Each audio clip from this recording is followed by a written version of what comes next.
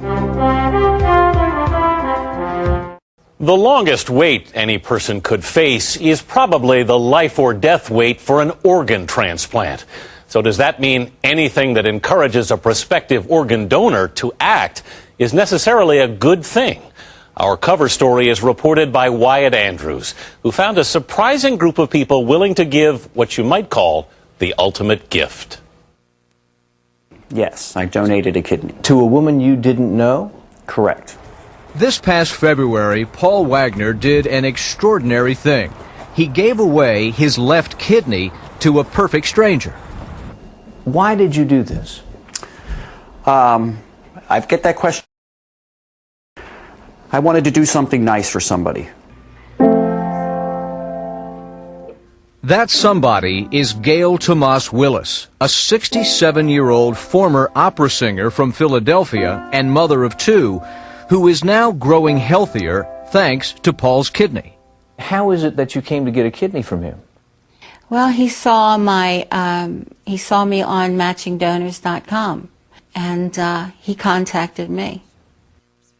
MatchingDonors.com is the website where Paul and Gail, donor and recipient, found each other. It's one of a handful of new sites that try to match living organ donors willing to help patients in need of transplants. Potential donors come to these sites and sort through page after page, appeal after appeal, like these. Please help me have a normal life again. Or, I want my dad back. When Paul Wagner scrolled through these pleas, he stopped at Desperately Needs Your Help to Live. It was posted by Gail.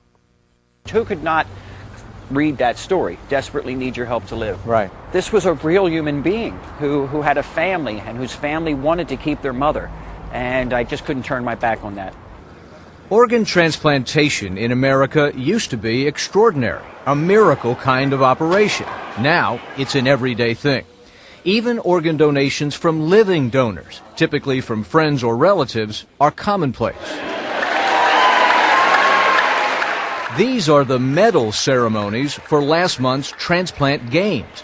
Think the Olympics, except that every athlete has had a transplant, and dozens of these spectators are the donors. My first gold.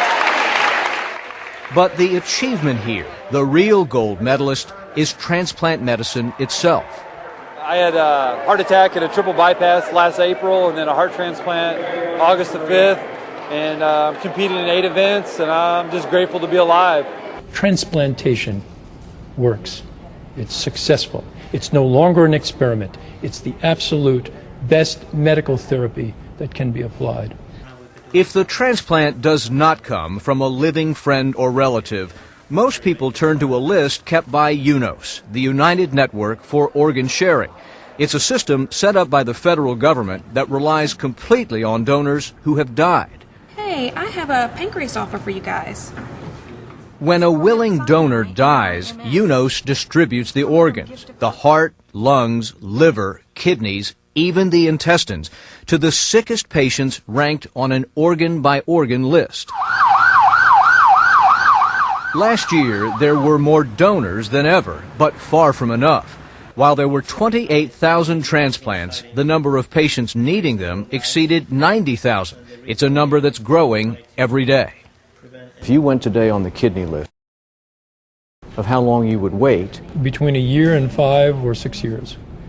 Frank Delmonico is a transplant surgeon and the president of UNOS. how many people die in America every year waiting for an organ? It's about 8,000 individuals out of what will be soon about 100,000 people are on the list. You know, the UNOS list to me is a dying list. You're waiting to die. The fear of dying while waiting is what sends patients like Mike Molinaro of Chicago to the internet. A 52-year-old father of two, he suffers kidney failure and has been on dialysis waiting more than 3 years. How urgent is it that you have a new kidney? I'd say it's fairly urgent. I've shared the room, the dialysis room, with a number of people who have passed away. And I don't want to become one of them, unfortunately. It's just a fact. I want to live. Mike posted his plea on MatchingDonors.com, determined to fight for his life.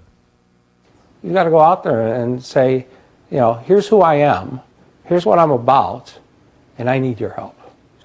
But many doctors believe it's unethical for donors to essentially shop online for someone to help. I strongly believe that the donor should not be able to pick their recipient. Dr. Doug Hanto, chief of transplant surgery at Beth Israel Deaconess Hospital in Boston, says organs should go to the sickest patients. Not the person who's got the best story, the best picture, or the best website. That's really our bottom line, is that it should go to the person who needs it the most. Dr. Hanto fears that donations based on a compelling Internet story may undermine the fairness of the UNOS list, which is based on need.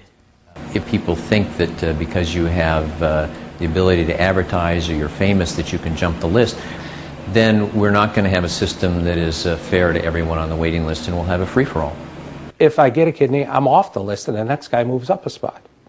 Some people would say that if you're going to have live donations, they should go to the sickest. And I wouldn't argue with that. I think if there was some sort of system out there today to do that, I don't think I would have a big argument or a fight with that, but there is no system today.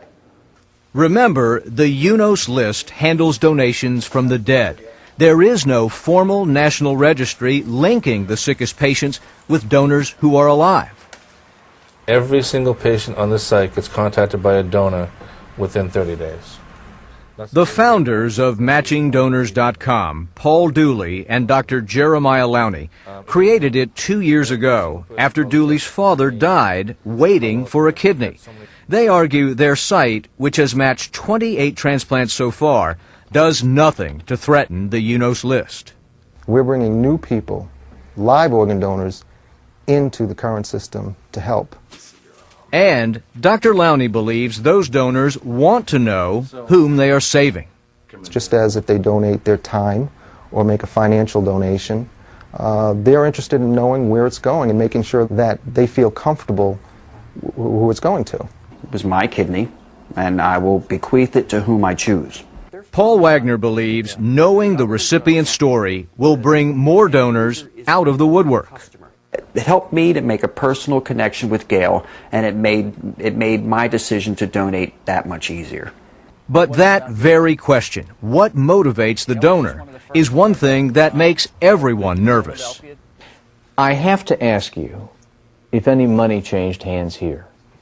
Not one red cent.